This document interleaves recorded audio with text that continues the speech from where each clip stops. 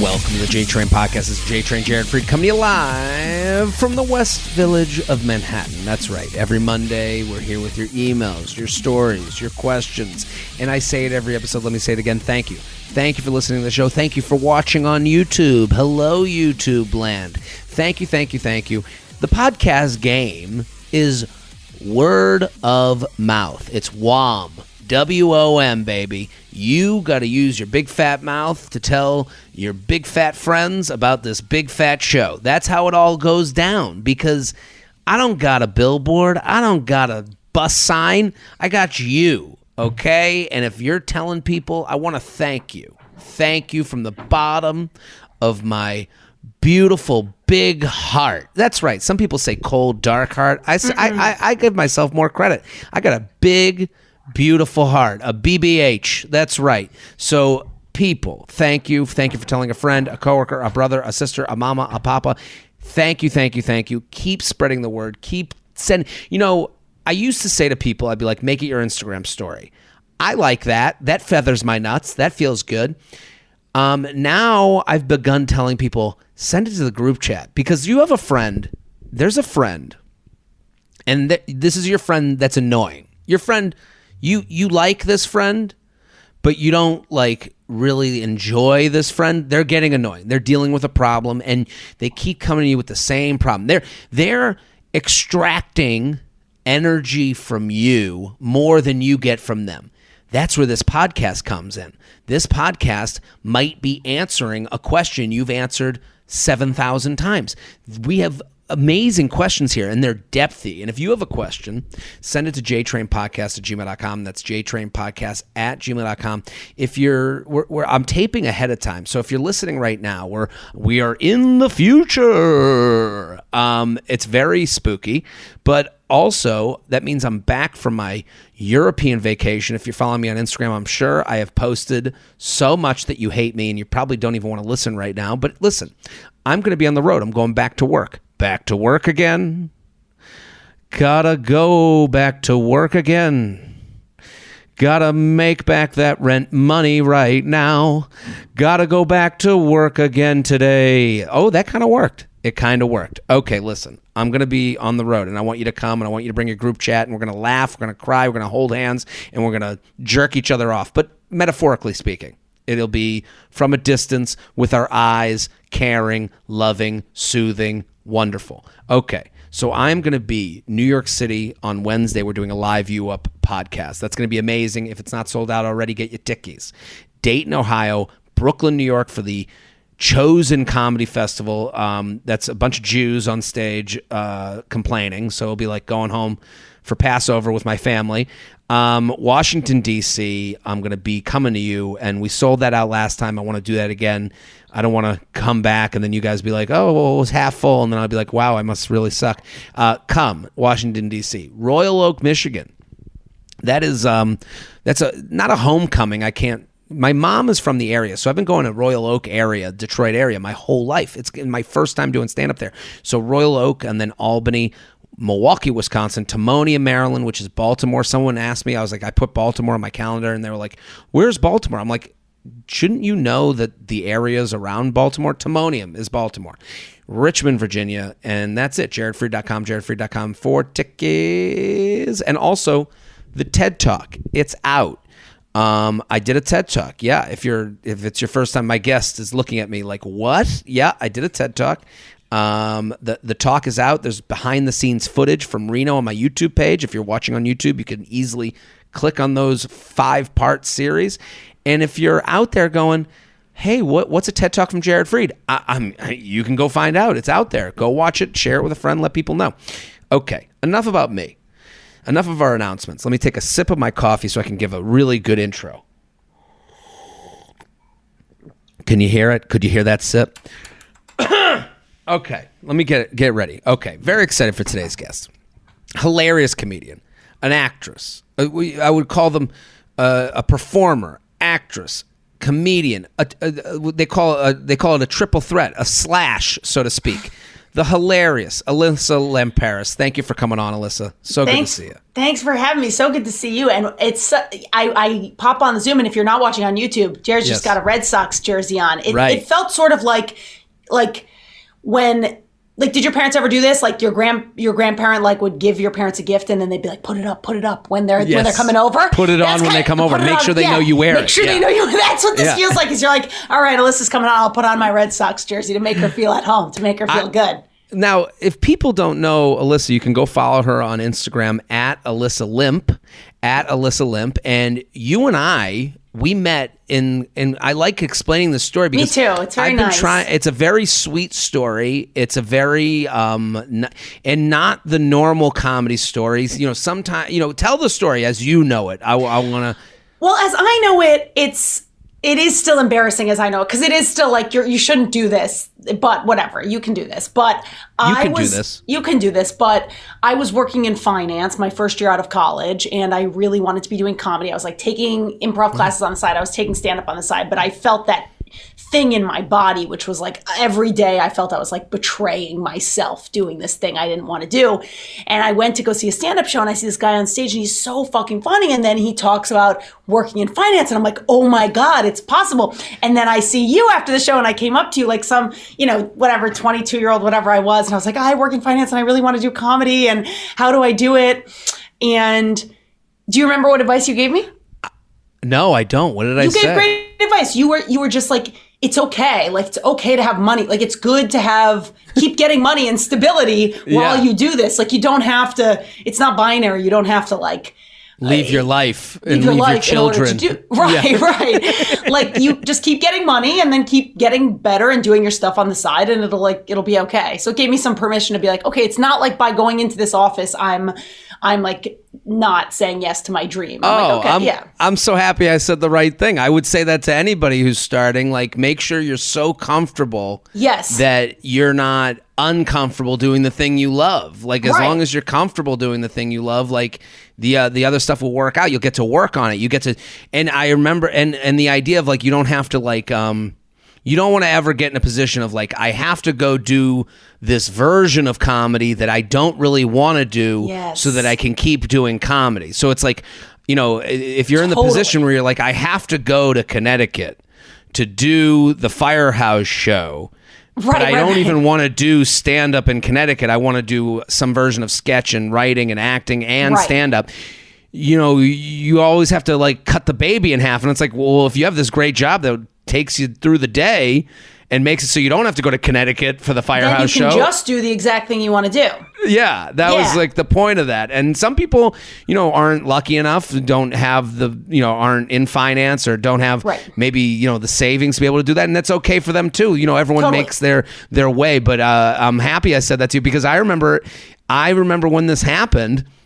I'll never forget it, because it was right when I first started getting spots at Stand Up New York, and it was on the Upper West Side. Yep. And I'm like, this is my big weekend. I got a weekend spot. And I remember like you get done with the show and you're like, let's see if people liked it. Like like you're nervous. Like, did I do well? Did I do okay? You crushed. And then these, you and your friends came over. It's like, all these beautiful women come over. I'm like, this is it. Here's my moment. And then they're like, our friend's funny too. And I'm like, oh no.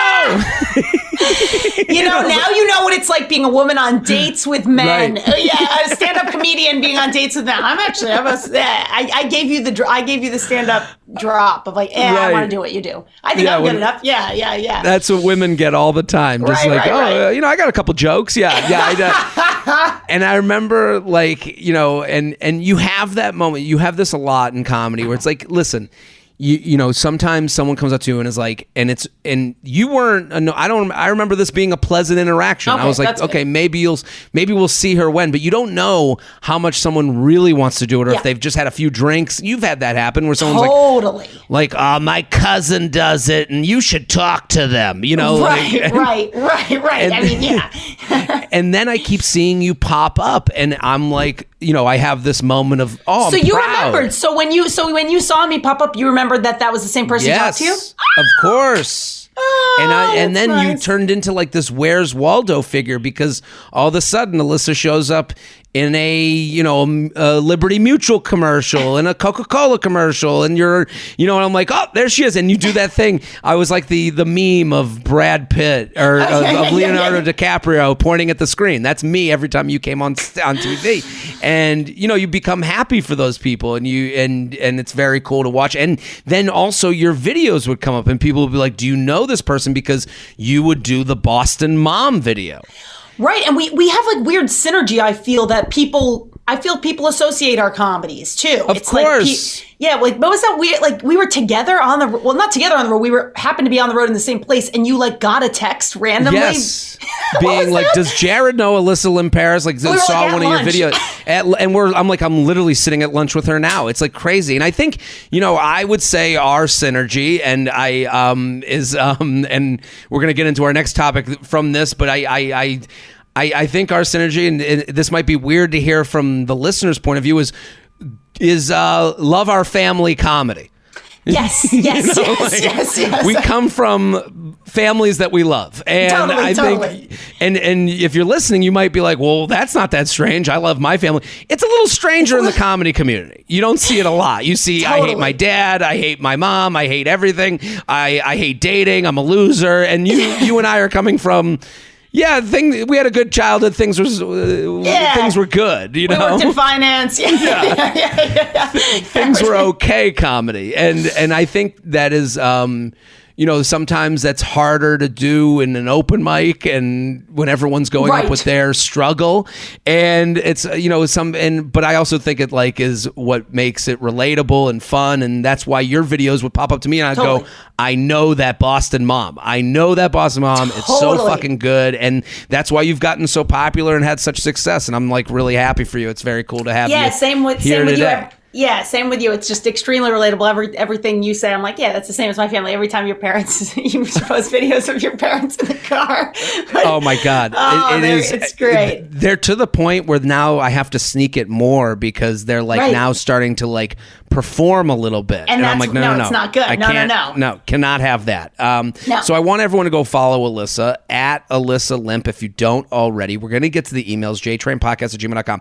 Alyssa has a very important announcement to make. She is going to have, she's announcing it. Breaking news here on the JTrain podcast. I mean, it's already been announced. She has an amazing show. And would you call it a one-woman show? Would you call it I would. Okay, so one-woman show, and it's an amazing show. Everyone needs to set the reminder. It's going to be on Peacock on August 12th. So it's coming this week, this Friday. Make it a date night. Make it a night with your ladies. Make it a night with your boys. Whatever it is, get it going. It's called No Bad Days. I want you to explain the show to the listeners here.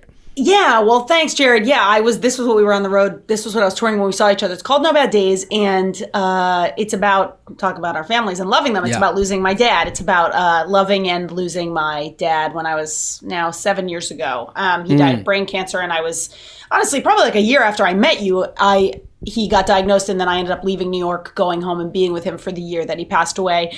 And then I wrote a show about it, and over the years, the show has evolved. First, it was a show about just literally losing my dad. And then over the years, it's been a show about losing as well as living without a dad and growing away from my dad and becoming an adult without a dad. And it's an amazing show. And I know this. I haven't seen it, but I have my DVR set. I'm saying DVR like a old parent would say it. But I have my Peacock set because I'm a Peacock subscriber. Thank you. I'm in. But I would say I sent people. I basically, when you were taping, I put up a thing. You did. But I'm not bringing this up for any thank yous. But I put up a thing. But I got so many messages back. So many messages being like, I laughed, I cried, it was amazing. And I have to give you so much credit because people don't understand. You go on the road and I go on the road and I go on stage and I talk about, my penis and Happy Town, USA. It's like farts and penis, yeah. And everyone goes home and we laugh and we say stupid shit. You're doing a show. You were in Philadelphia when I saw you. You're doing a one-woman show at comedy clubs. That's not easy because people are there for Farts and Penises USA. Right. And you come in talking about a heavier subject. That must have been, and I remember you told me, an amazing story, and I hope will you tell it? Yeah, definitely. Please tell this story because this is a heavy topic, but also like, you know, the reason you're here on this planet is to tell this story so people can relate, so they can feel and also relate their own situation. There's so many people in a similar, if not same situation or whatever it is, and it's about uplifting them, and you're doing, you know, a mitzvah, so to speak. And Thanks. it's I think you got to tell this story because it's so. I remember I saw you right after this happened. I was so grateful you were there because it's like shame is such a lonely thing, and then once you just tell it to someone else, you feel so tired. And I was just it was so brutal. And then I saw you, and it was like, thank God. But yeah, you know, it's not even anyone's fault because to your point, it's like you're going to a comedy club, you want to laugh. That's literally the point of it. It's a comedy club. Listen, and sorry to interrupt. I mean, I mentioned the TED Talk. I practiced the TED Talk at comedy clubs, and that is not 1 ounce as serious as what you're talking about. And I had people in the crowd looking at me like, what the fuck is this? You know, right. It's hard. It's because you are kind of disappointing them. It's like how we used to do those shows. I don't know if you ever did these when we started in New York, where it was like a restaurant, people were like eating spaghetti, and then you're like, it's a show. It just doesn't work because it's like, this is not what they signed up for, and then you have to win them. It's already hard winning people over, and then to win them over when they're getting something they don't want is hard. Yeah. But so my shows, I mean, it isn't, you'll see in the special, it's kind of an interesting, it's like, it's kind of stand up as well. It's not so much like a storytelling show. It's more like I do stand up, and then I sneak in parts that are real in a way, as a way to kind of, it's, you know, comedy is a little bit of a magic trick. It's I would imagine that's exactly what you'd have to do. Right. You have to kind of go like, I'm giving you a joke. I'm going to say something real, but I'm coming back to give you a joke. So anyway, that's what I was. Yeah, that's what I was doing. But there is a particular point in the show where it gets really serious. It's like the most serious point in the show, which you'll see, and it just goes very quiet. And I'm talking about losing my dad, and I go down to the ground as I do this. And I would do this in comedy shows. And I'm in Philly. It's a snowstorm. There's someone literally smoking cigarettes. It had to be stopped like twice because they were smoking cigarettes in the front row. Just the rowdiest crowd I've ever seen. Just imagine you're in 2022. And someone's just like, yeah, I'll take out a cig and start smoking like it's 1953. Like, and what? I can guarantee you it wasn't just one. They like got admonished and then they did it again. So it's like, okay, this is like, it is unruly. And they don't get kicked out. It's Philly. They're like, don't do it. You know, and that's, whatever. They put a cheesesteak in the space where the cigarette once was. And they're like, see if they notice or not. Yeah. It's in front row. And so I go down at this moment. I go, and it's like super vulnerable. I'm like bearing my soul. I go down to the ground. I'm talking about my dad dying, and it's super quiet. And I just hear someone in the back go, "What the fuck?"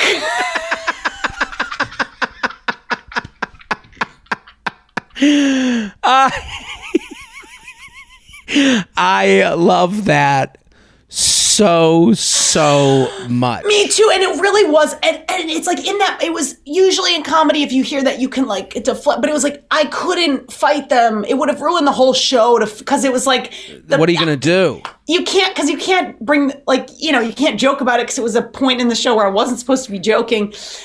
And in the moment I was so like humiliated, and I was like, I can't keep doing this. Like, this is so cruel to be vulnerable and but in a way, I don't know if it ended up really helping me, I think, because it ended up being like, all right, that can happen. Like, yes. Sort of in the same way you can bomb. Once you bomb, you're like, I can bomb and recover. I was like, I can be heckled or made fun of for being vulnerable. And as long as I say to myself, I still want to be vulnerable. And if you're not comfortable with that, that's your problem. And that's okay. I'm sorry for you. But that really helped me going through the rest of the tour, because I was in Texas and, you know, I was in other places that felt also a bit hostile sometimes. And it was just like, hey, if this feels right and real to me and you don't like it, that's okay. That's okay. Well, also, that person who's smoking a cigarette indoors had 7,000 Yinglings that day.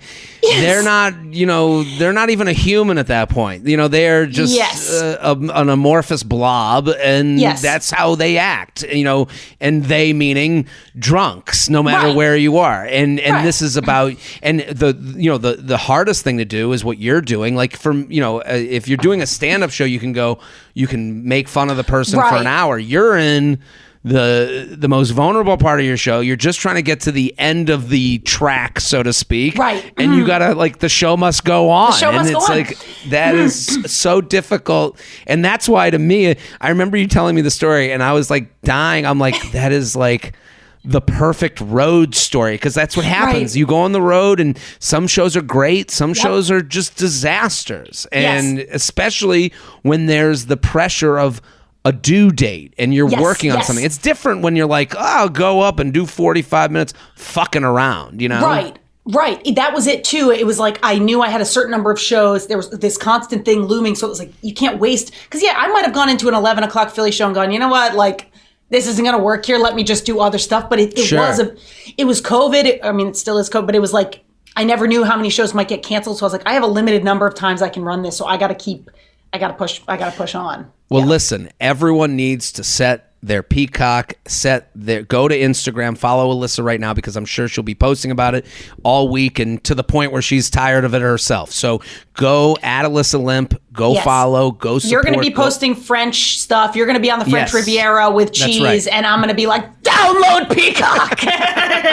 Please, God, my life depends on it. So I want everyone to go. It's called No Bad Days. It's coming out August 12th, so that's this Friday night. But go follow Alyssa on Instagram. She's so fantastically funny. Everything she puts up there is so great. At Alyssa Limp. Let's get to some emails. You ready? Woo! Thank you very much. That was very sweet. JTrain podcast at gmail.com. JTrain podcast at gmail.com. More Than a Nurse Fantasy. Okay. Jared, huge fan of the pod, both JTrain and you up.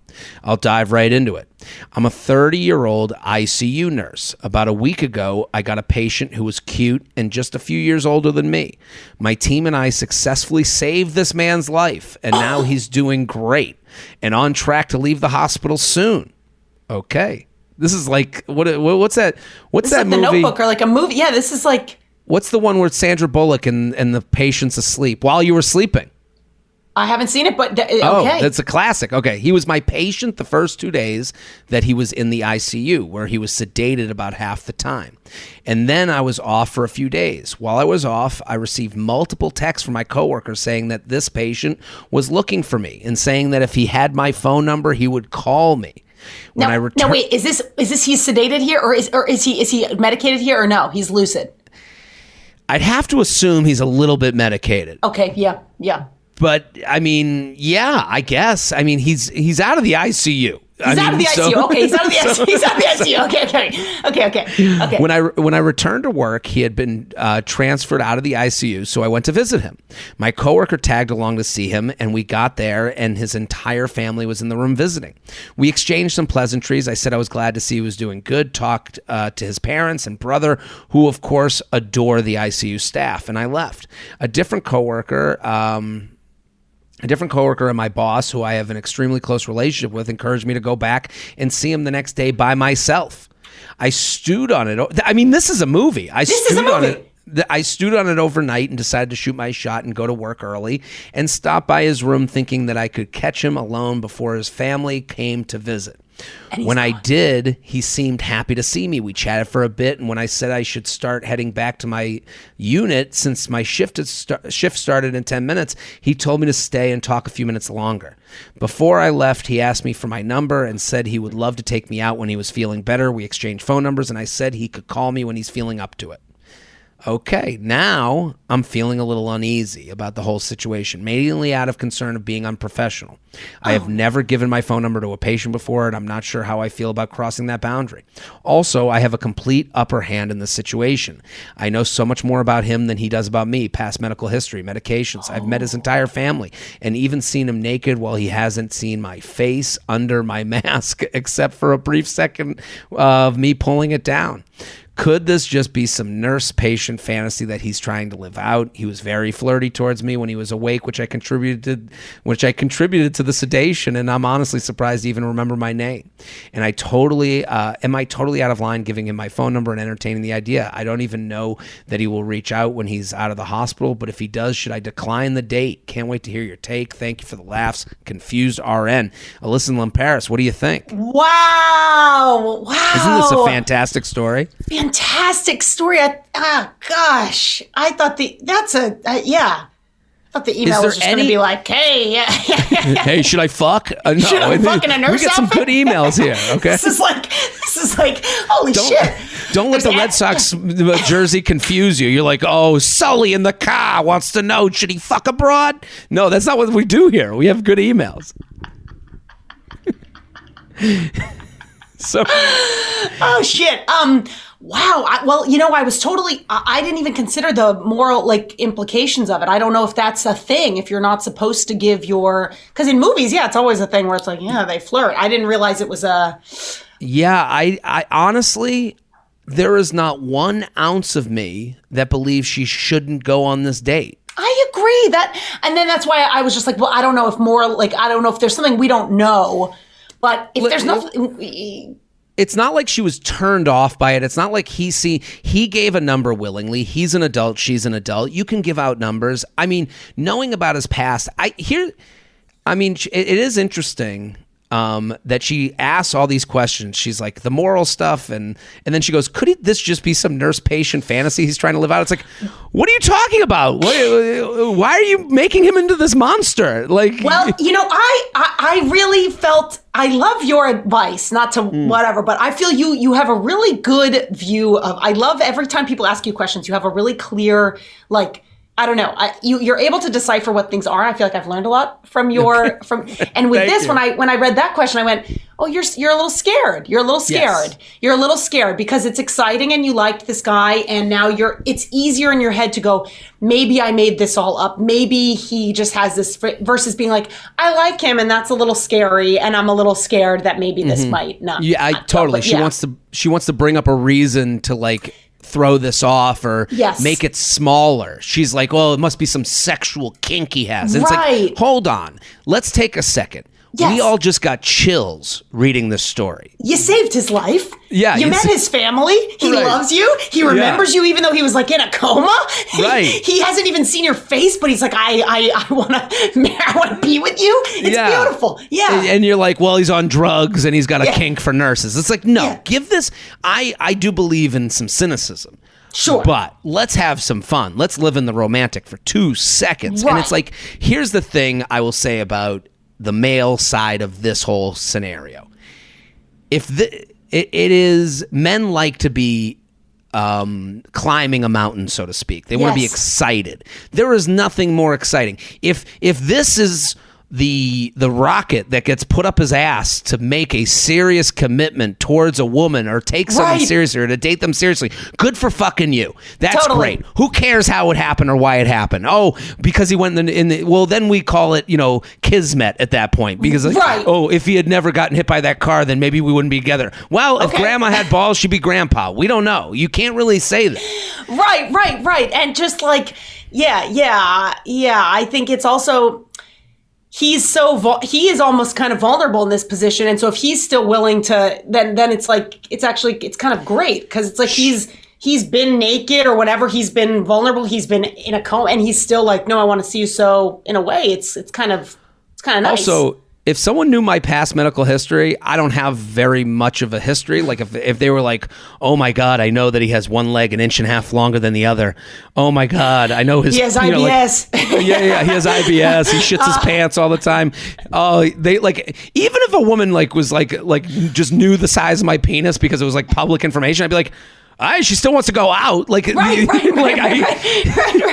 It's kind of great. It's great. We got that out of the way. Yeah. Done. Nothing, nothing to reveal here. You're good with all this? Okay, good to know. Yeah, we don't have to do any catching up. Exactly. Yeah, so I think she's got to go on the date. I think you got to take it away from hospital land. You got to leave, and again, live in this cool, romantic story. If it doesn't work out, it just doesn't work out. That's okay. And again, that might be she doesn't do this all the time. Is her coworkers know about it. Maybe there's going to be some sort of following up. It's you're a little exposed in this situation, so it's probably a little bit scary because everyone knows it. You've met the family. There's a lot there that does make this a little scarier than a normal first date, but it's okay. Yeah. But I have to say also, all that is scary about it with everyone knowing is all that also kind of pushes maybe you to put aside all the fears in your head. True. Like, because as a single guy, 37, and I'm on these dating apps and I'm judging people before I even go on the date. And I'm like, this could go wrong, that could go wrong. Like, my family cheering me on from the sidelines would actually give me a nudge to get away from those anxieties. That's true. That's a good point. Because it's external people being like, no, like, we like this, and there's chemistry, and you should go for this, and we believe in you, and yeah. Totally. The JTrain podcast is sponsored by Brooklinen. Summer is in full swing and temperatures are rising. Luckily, Brooklinen is here to keep you cool and comfortable. They offer everything from snuggly sheets to cozy towels, robes, loungewear, and much more. Brooklinen works directly with suppliers and passes the savings on to you. That means incredible products at a reasonable price.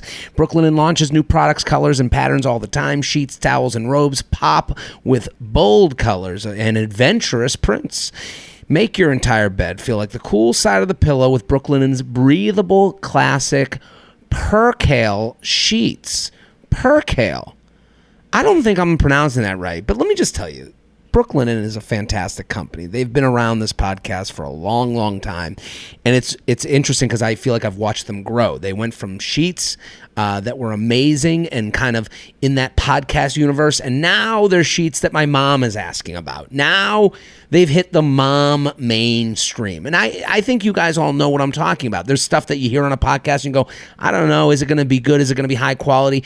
Brooklinen basically said, we're going to make hotel quality stuff that is built for comfort, that is built to last, and we're going to mail it directly to you. We're going to get rid of the storefronts, and we're just going to take it all and send it right to you. And I love what they do. I'm looking at my bed right now. It's covered in Brooklinen. It's insanely comfortable.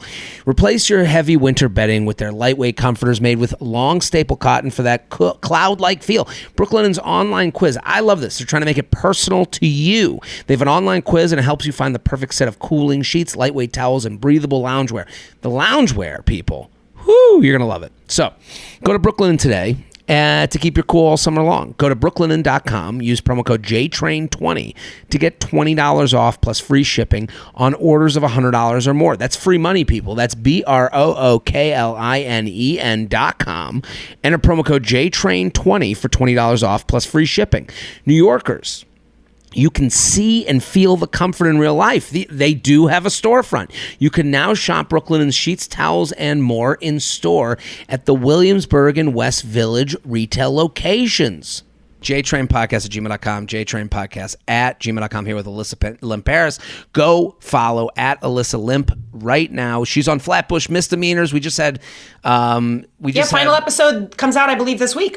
Oh, amazing. When this comes out. Look, yeah. Alyssa's all over your TV. She's on the streamers, she's on the Showtime, and she's in the commercials in between. You can't miss Alyssa Limperis. So add Alyssa Limp. Okay. Difficult in-laws. JTrain, big fan of all your work. Love to hear all your advice. I have a question that I could use your help for. My fiance and I just got engaged. I'm so excited to marry him. Really feel like our relationship is a solid one. There's just one problem. His parents are the worst. Oh. I'm talking lack of respect and boundaries, disrespectful of our space when they come to visit, snide comments about our wedding plans, values that do not correlate with ours, etc. My fiance works every day to get over the trauma that he endured as a child in their household, and I know this is hard for him seeing me go through the same things that he deals with. We are on the same page with how we view them. How can I come to terms with joining a family that doesn't respect me? Is there anything that we can do to fix the relationship with them? Any advice is greatly appreciated. Alyssa, what do you think? Well, I think the respect thing is interesting. That's the one, because I think all the other things I go, okay, you're on the same page as your fiance. He's got issues with it. You're just going to have to strengthen boundaries, as hard as that is going to be with these people who seem to not respect boundaries. Like, that is something you are in control of the boundaries you put up. So if you just keep putting up boundaries, even if they're mad at you, you do whatever. It's like, it's your boundary. But feeling like you're not respected by them, I wonder what is happening there. Well, it's so interesting you say that. That's the exact same thing that I took away from the email, because it's all about verbiage. Yes. Because they write, his parents are the worst, lack of respect and boundaries, disrespectful of our space. Yes. Snide comments about our wedding plan. Values do not correlate with ours. And then you write, how do I come to terms with joining a family that doesn't respect me? And it's like, I would say to her, she needs to remember that these people don't respect anyone. Right. They are equal opportunity assholes. Yes, totally. So I think that makes it easier because it's not like her husband's like, I don't see what you see. Totally. You guys are a new family. You're starting your new family. These people are, they're a 2-episode arc on the sitcom. Yeah. They come by on holidays and when the baby arrives. But you guys need to and I think she has to first remember it's not about you. It's about them. They're that way with everything else in your life. So it's not, this isn't like they're not a sniper trying to disrespect you. So, and I know that's a lot of empathy. And your boyfriend or your fiance is not seeing it, or he's like, what's happening? It's like, no. He's lived with it his whole childhood. Yeah. Yeah, and the empathy she has to give is, these are crazy people. Right. You almost have to treat them as if they are sick. Yeah. Like, you have to be like, yeah, these are sick people that I have to kind of run up against in my life. And, and then what you said is perfect. Create the boundaries that you have for people that are sick. Like, there are some people that, I'm sure you have these people in your life at some point in your life that that they're almost so down on themselves that they make you feel down on yourself. Yes, it's contagious. It's contagious. So when and I have those people where I go, okay, I know I'm now, before I see them, I'm like getting my brain ready. Like I'm like putting on my winter coat of sad to protect myself from the freeze they're about to bring in, Totally. And I think she has to kind of do that too. Remember that and do that too. And remember, it's not about you. It's about That's them. The big thing. Because I think they're respecting me, and that's a hard thing to distinguish, but it is a little bit like that Philly thing. It's like, what the fuck? It's like, that's not about what I'm doing on stage. That's about what they were expecting, what they wanted from the night, what they're comfortable going to.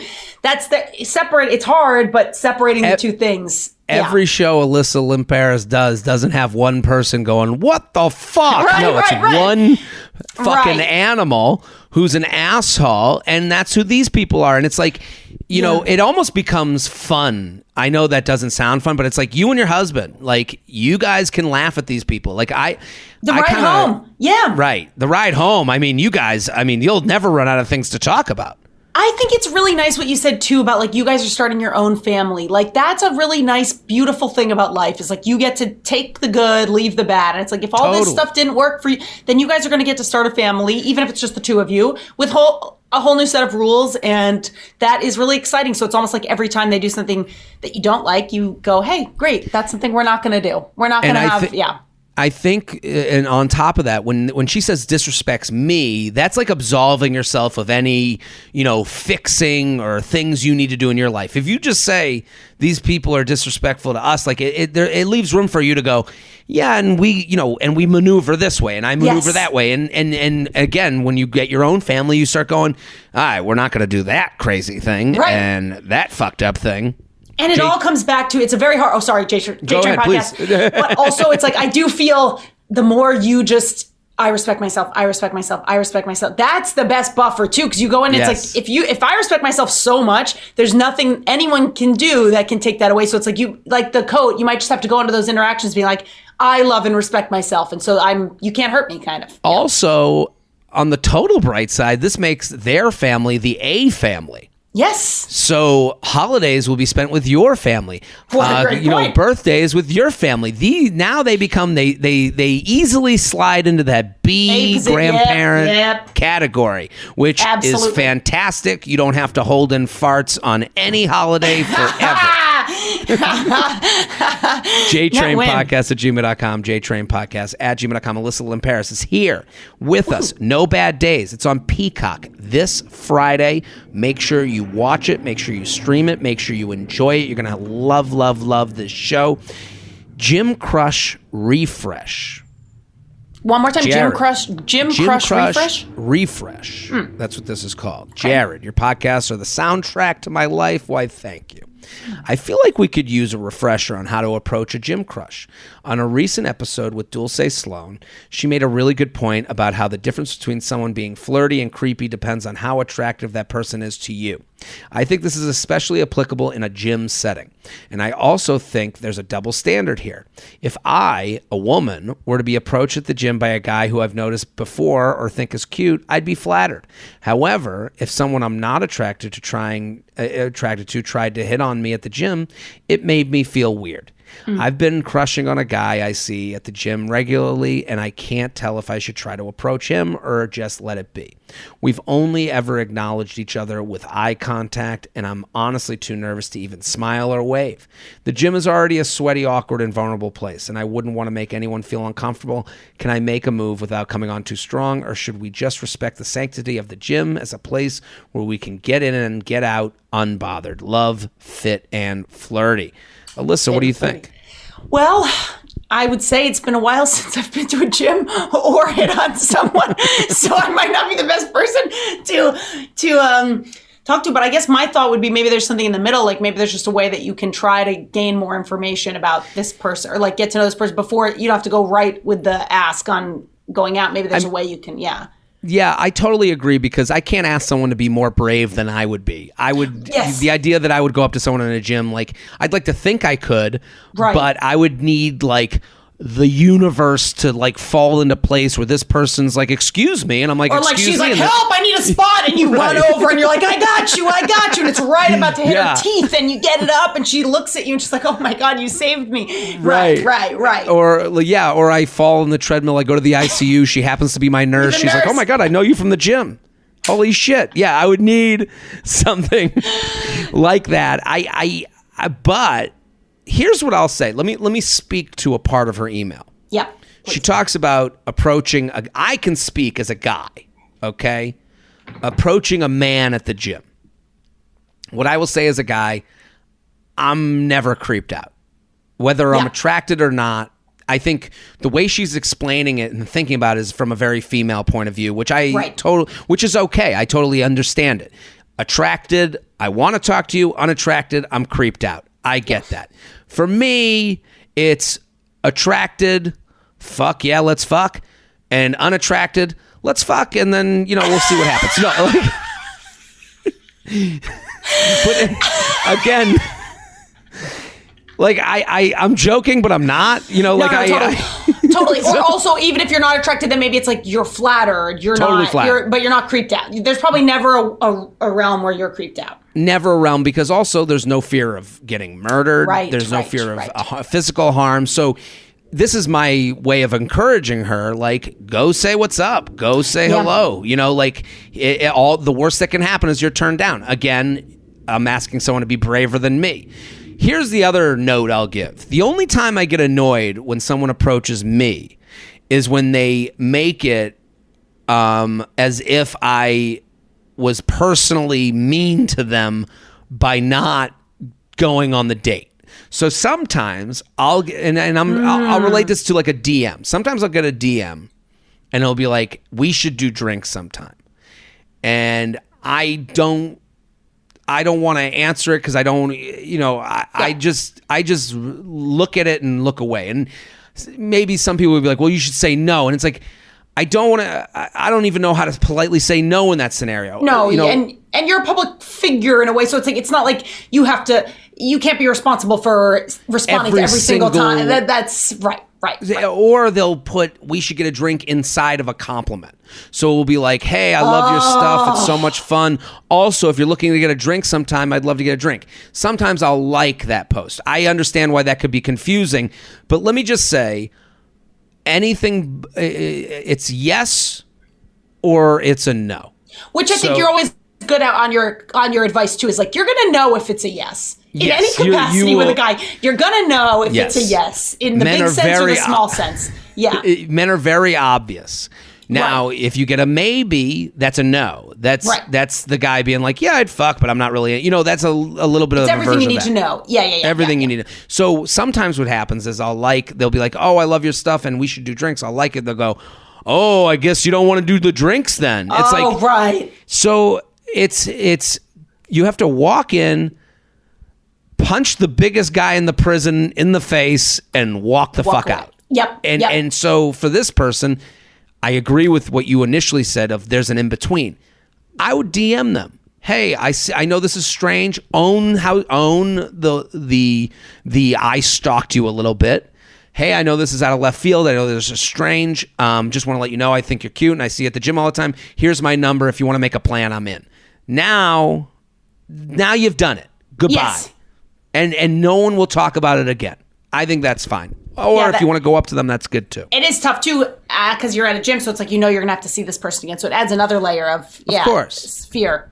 But even in that sense, you go, I as an adult, if someone asked me out and at the gym and I was like, hey, I really appreciate it, I'm totally flattered, but I'm not really looking to date right now, that's a pretty nice way to say no. Yeah. The next day they wouldn't walk in and I'd be like, I wouldn't be sitting with a bunch of dudes being like, look at this fucking loser. Right. Like I would move on. I would say hi. That's her. Yeah. Everyone laughs. Yeah. There she is. Exactly. Right. It's so true. No, it's true. And I do think guys, like I asked a guy out on a date once, like cold. It's very scary. You guys do it all the time. I feel like women are this might be, this is why men, do the maybe answer. Right. Because if a woman asks you out, you go, oh, I didn't have to do all that work. I can't give up this thing that just came into my hand. Right? Right. It's a very scary thing because you really do put yourself, you go, it's a scary thing. What happened when you asked them out? What did you get? It was Valentine's Day in college and I was like, fuck this. I'm going on a date with someone and I thought this guy was cute and he did have a girlfriend. That's okay. I didn't know. But I remember my heart fucking like beating out, and it gave me a lot of, anytime someone hit on me after that, I was always like appreciative. Even if I didn't, I was always like, oh, this took guts. So thank you. That's the other thing. Guys know. Yeah, how much guts that took. Like, true. True. So I don't know if I could do much for the men out there, but like I can say to the women, we do understand that heart jumping out of your chest and how hard that is to go up to someone. More than a lot of women. Because that's the other piece is we just give her the advice of like, fuck it, life is short. Get that heart rate up. You're at the gym and just go like, hey, I don't know if you're in a relationship or if you're looking, but if you happen to be single and wanting to go on a date, I would love to go on a date with you. And you just leave it like, here's my number, I'm headed out, and you just leave it like that. Yeah. And you don't even have to do cardio that day. That's your cardio. Yeah, totally. There you go. The JTrain podcast is brought to you by EveryPlate. As summer winds down, your schedule gets busy. Set yourself up for success with the ultimate time and money-saving hack, EveryPlate. Meal kits don't have to be expensive. EveryPlate costs 25% less than the grocery store. People, this is quite an opportunity, especially if you're looking to have something that's healthy, something that doesn't break the bank. It is so hard if you're living alone, if you're living with your partner, to shop for you or you and your partner, because things come in bulk. You end up wasting food. This is a great way to cut down on costs. EveryPlate's quality ingredients come pre-portioned to help you save money and reduce food waste. No more throwing out that bag of spinach every week. See? EveryPlate delivers simple, stress-free recipes that come together in just 6 steps and are ready in about 30 minutes or less. I've made them. I've had them. They are delicious. This is the meal kit that saves you time and money. I gotta say, it's great. And I love the sweet Thai chili chicken. I love Thai food, and I love anything that has like a Thai flavor to it. The sweet Thai chili chicken, very good and easy to make. And here's another thing. This is about mental health. I don't mean, this might sound like a stretch, but I believe it thoroughly. When you have something that you can cook and you get to look at the picture and what it's supposed to look like, and you can have a beginning, middle, and end. You can make the food, prepare the food, make the food, eat the food, and you have this there's so few things in life right now where you get a satisfying ending, and EveryPlate offers that to you right now. These guys have come up with something for everybody. Menus include the classic plate, veggie plate, family plate, easy plate. You can change up the menus whenever you want. Get your first box for just $1.49 per meal. Did you hear what I just said? Your first box for $1.49 per meal by going to everyplate.com and entering code JTrain149. That's your first box for only $1.49 per meal. That's up to $110 value at everyplate.com. Make sure to enter code JTrain149 to let them know I sent you. EveryPlate, America's best value meal kit. JTrainPodcast@gmail.com, JTrainPodcast@gmail.com. Here with Alyssa Limperis. Go follow at Alyssa Limp. Go. Let's do this one. Help me help my boyfriend spice things up in the bedroom. Help my boy. Okay. Jared, the softest feather to your perfect seam. Thank you. My boyfriend and I have been together almost 4 years, own a home together, have a respectful and loving relationship. We are regularly sexually active to both of our satisfaction. However, I feel like it's difficult for me to have conversations regarding trying new things, etc. He had a more conservative upbringing than me, and so he isn't as open to talking about sexual fantasies and would hesitate to do quote-unquote freakier things. I'm a person who is very sexually open, has a desire to try everything once, and open to bringing others into the bedroom occasionally, threesomes, what have you. I don't want to say I'm unsatisfied sexually, but assuming we stay together, I feel like it could create problems later on in the relationship if we can't meet in the middle. Sex is an important part of the relationship, and I want to make sure I don't push him too far while also respecting my own desires. Any advice on how to help him feel more comfortable trying new things? Thanks for all you do. Hope to see you in person someday.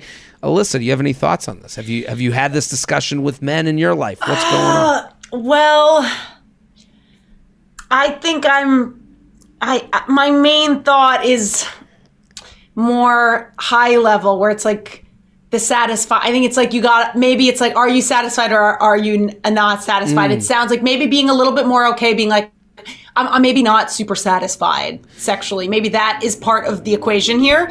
Totally. If it's like, admitting it. Because if you are even saying, even to your partner, like, I am, like, maybe he doesn't even know. Like, maybe he doesn't know how important this is. And even to us in this email, it says, I'm sexually satisfied a couple times, but the language is about, like, how do I change my partner's behavior? So it's like, it sounds like we have two problems. It's like, maybe he's even hearing, well, you're sexually satisfied. So if this is just a nice to have, I don't want to do this because I'm not comfortable. But if he knew, like, no, this is actually very important to me, then that might be able to more open up the combo. And then if it's very important to you and he says there's no way that's happening, then then we have maybe a problem. Yeah, I totally agree. It is important to this person. They're writing into some random dude with a podcast and their guests. So I admit it. Here's what this person is doing wrong. I already know what they're doing wrong. Yep. They're saying we want to meet in the middle. Okay. Your middle with him is different than your middle with the last guy or the next guy or your friend's guy or your friend of friend or your parents. Yes. That middle, and you even said he's conservative. He comes from a conservative background. He's maybe a little hesitant to do and would hesitate to do quote unquote freakier things. I don't know what that means. And then they jump straight to threesome. This person needs to... I think they need to start smaller and realize that, like, saying I want to bring someone in the bedroom, that is a whole nother human being. That is huge leap. You're like, let's go play in the majors, and this guy's in single A. Like, you got to give this guy. He's in T-ball. Yeah, he's in T-ball. You got to give him, and maybe that starts with and so I would say this person, the answer to them is they need to be more specific. Yes, you can't because. This guy doesn't even know where to start. If he's a novice, he's not like, you're like, let's do freakier things. And he's like, doggy style. And you're like, God damn it. Like, and also from the male perspective, he has things to lose. There's judgment in this. Right. Do you know how many emails I get? We just did a show in Austin. Okay. And we take live questions at the end of the show. We did a live view up. And the last question we never got to, but the last question, I thought it was I wish we had gotten to it because this woman writes, I want to do freakier things with my boyfriend. And then he presented butt plugs and pegging him. And she goes, and now I'm freaked out. And it's like, okay, this guy took a leap to like, you go, let's talk about being freakier. He goes, well, here are the freaky things I'm thinking about. And you're like, my Lord, you grab your pants. Right. So, and again, and I would say that doesn't happen the other way around usually. Yes. A woman says she's into, I kissed a woman in college, and we go, ooh. Guy says he kissed a dude in college, we will go, oh, I'm not sure what's going on. Right. You know, and again, life is unfair. Societal norms are unfair. I'm not saying this is like anyone should be evil for having those feelings. I'm just saying those feelings are out there. So and things are changing very much. You know, these are also yes. But you're fighting against that in his head and the judgment. So I think she needs to understand you're going to have to be the leader. Yep. You're going to have to be specific. I'm not saying you have to do all the work. I'm saying you have to be the one that lead with vulnerability and you'll get it back. So maybe absolutely. Maybe it's starting with writing erotic fiction to one another. Sure. And saying and being like you're having no judgment Fridays. You write me a note on this Friday. I'll write you a note on this Friday, and then you write me one back on next Friday. And now the week leads towards it. See how we're starting small and not we're not saying, hey, Elaine next door would be fun. You know.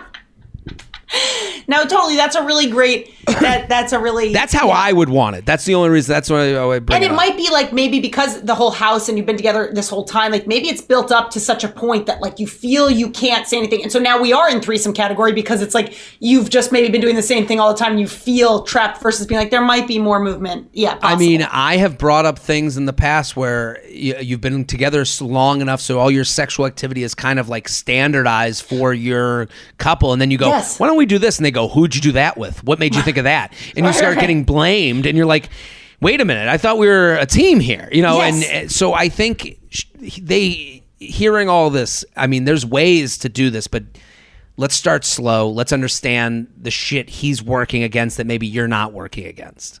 Yeah. And I love lead with vulnerability. You really can't go wrong when you're leading with vulnerability. Absolutely. Because then he'll maybe lead with, I'm a little scared to do that. And if it's just fear, then it's like we can get over fear. Versus if it's like I don't want. This is not something. Then that's a different story. Yeah. JTrainPodcast@gmail.com. JTrainPodcast@gmail.com. Stage 5 Clinger BFF. Are you ready? Oh no. I have a very dear friend, like a sister, who can be a bit clingy. If we go a week without getting together in person, I get a text, miss you, let me know when we can hang. Ooh. With my other friends, we can often go weeks sometimes before hanging out again and without it ever being weird or an issue because we have a life and things going on. A little dig at this person. Yes. With this one friend in particular, it seems that she takes it personally if time goes by. A week or two, which isn't that long, right?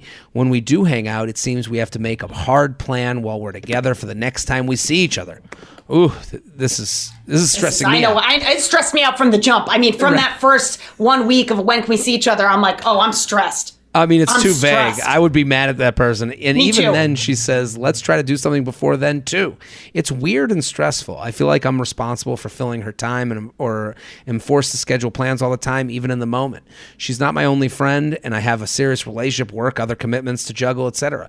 How do I control this without hurting her feelings? I've tried to say I'm busy, have a lot going on, have to check my schedule, get back to her, and set other boundaries to shield this type of behavior in the past. This is just how she is. Advice needed. Thanks. Love the podcast. What do you think, Alyssa? Tough. It's tough because it might necessitate like an actual talk, which sucks. Right. My like most open, kindest heart is like this person likely is just loves you and has some abandonment issues and this is coming from just a place of fear of losing you. They love you and they just need the validation of like you're still in their life all the time. That being said, this is clearly a drain on you and causing you a lot of stress, and you're dreading their number even popping up, and we're stressed. We're stressed on your behalf, and like I think it's like, yeah, if you can.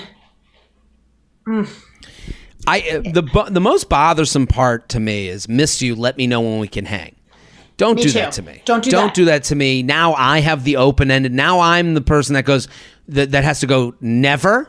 Yeah, right. Give me an opportunity to say no. The way they're asking is they never want to be without. They are a suck on your time, on your emotions. It is stressing you out. I have gotten that text. Let me know when we can hang, and you go, oh God, how do I make sure I don't? Because there's no right. There's no. And then now if you're hanging with someone else, they're like, it's. You feel weird about posting on Instagram. Right. You're like, what if this person sees me? I don't know what you can. I mean, they write that they're like a sister. Right. That's the piece. I think I think that's, if they're like a sister, you should be able to go up to them and go, I got to talk to you. Yeah. I mean, I'll see you when I see you. But setting these plans, I can't do. It stresses me out. It stresses me out. I have a lot of, because we're all adults, and like adult life is stressful. You don't have a ton of time. You just don't have a lot of time. Your friends are the break. Your friends are the diversion from stress. Your friends are the vacation, the mental vacation. And I would do it next time you hang out, and she goes, well, when can we hang out again? You go, listen, I got to tell you, when you do this, it stresses me the fuck out. That's it. I love you, and give them a little love sandwich. Right. I love you. I think you're like a sister to me, but every time you do this, it makes me feel like I'm the one turning you down, and you can hang out at every hour in the day. What if I said to you, I can hang out at 3 a.m. on Tuesday? Would you want to hang out then? Because that's what you're opening this up to. Right. Now, if you have a place you need me to be, I'm always going to be there for you. Right. But I'll see you when I see you. Yeah, and I think I think it's like a twofold thing. It's like you start there so they at least know that this behavior, and this is not about you. I love you. This behavior causes me a little bit of agita and stress. Yeah. And then if they continue to do it, then it is just about, I think, strengthening the boundaries. Unfortunately, then it's about, instead of saying I got to check my schedule and all that, you kind of got, I think, immediately when it comes in, just go, hey, this month is pretty backed up, but let's check in next month. Also, letting them know that this kind of talk pushes me away. Right. Like it actually makes me, and it makes me feel horrible because I love you so much. And when we do hang out, it's great. But all of this, like putting you in my planner as if you're the corporation I work for, this is not how a friendship works in my world. Maybe it works that way in your world, but it's just not. It's making me resent this friendship. I got to be, Totally. I think that, and do it when they're trying to make plans. And do it with love, which is the thing of like, no, I do love you. It's not the same thing you're saying to us in this email. It's like, I really love this person. They're like a sister. This behavior, not this quality about them, this behavior, this thing that they do, likely what they want is more love from you. And likely by doing this behavior, they're getting less. And so it's almost just like, if we could try to fix this, it would probably be better for all parties. Yeah. Totally true. JTrainPodcast@gmail.com, JTrainPodcast@gmail.com. Alyssa Limperis, thank you so much for coming on. This is fantastic. Thank you for having me. This was so much fun. So good to see you. I want everyone to go follow Alyssa on Instagram @AlyssaLimp. And then more importantly, this Friday, it's on Peacock. It's streaming. It's called No Bad Days. You're going to love it. The amount of messages I got about this show, unbelievable. You're going to love it. It's a great Sunday on the couch, cuddling up with your blanky. I don't know. I've never called it like blank. I don't know. Blanky. Yeah. Whatever it is. Whatever you call it. It is a great show that you're going to love. And I'm Jared Freid. We're here every Monday. Keep sending your emails, jtrainpodcast@gmail.com. We'll be back next week. Boom.